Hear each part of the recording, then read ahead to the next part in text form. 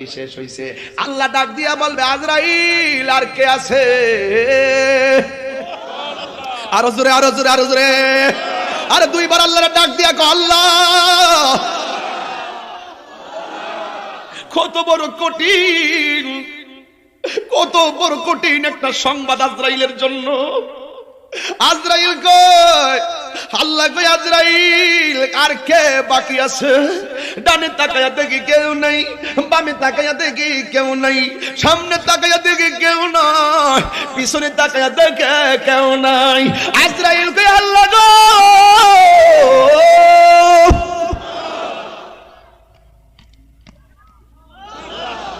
আমি। আজরাইল কয়, আল্লাহ কেউ নাই, শুধু আমি আছি। আল্লাহ কয়, এখন তোমার জান তুমি কবজ করো। আজরাইল কয়, আল্লাহ আমি তো পারি না। এই কথা কই একটা গৈর মারবো, পৃথিবীর এক প্রান্তে চলে যাবে। আবার জানটা কবজের জন্য আর একটা গৈর মারবে, পূর্ব প্রান্তে চলে যাবে, পশ্চিম প্রান্তে চলে যাবে, পূর্ব প্রান্তে চলে যাবে।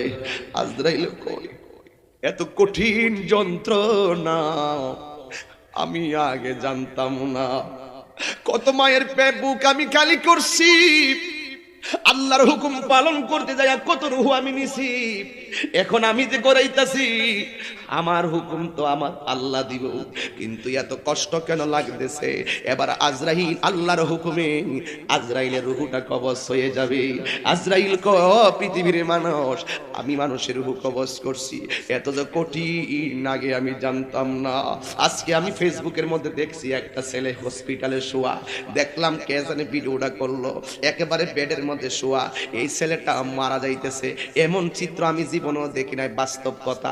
2 মিনিট পর্যন্ত তার দিকে ভিডিওটা ধরা ছিল, ওই মুহূর্তে তার মরণটা হয়েছিল। যেমন আমার আব্বাও তো আমার আম্মার এই জায়গার মধ্যে ছিল, আমার আব্বা তো এইভাবে দুনিয়া থেকে বিদায় হয়েছে। কিছু কিছু মানুষ কিন্তু ওই মুহূর্তে দেখেছে কি করে। ও বন্ধু রে বন্ধু, ও বন্ধু, আমি দেখলাম ওই লোকটা রুহুটা যাওয়ার সময় আমি ভিডিওতে দেখলাম ছেলেটা একবার ডান দিকে চা, আরেকবার বাম দিকে চা, আরেকবার চোখের মনিটা স্বাভাবিক থেকে উল্টায়া সাদা হয়ে গেছে, আর মুখটা দিয়ে হা হা করতেছে, যেন শ্বাস ফলাইতে পারতেছে না। এইভাবে করতে করতে গাটটা টান টুন দিয়ে একেবারে সোজা হইয়া দুনিয়া থেকে বিদায় হয়ে গেছে। মরণেরই কথা মানুষ স্মরণ করো না,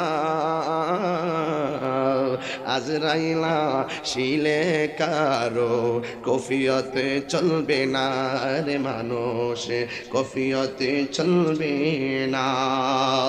তো বানামো গাছটি আছে।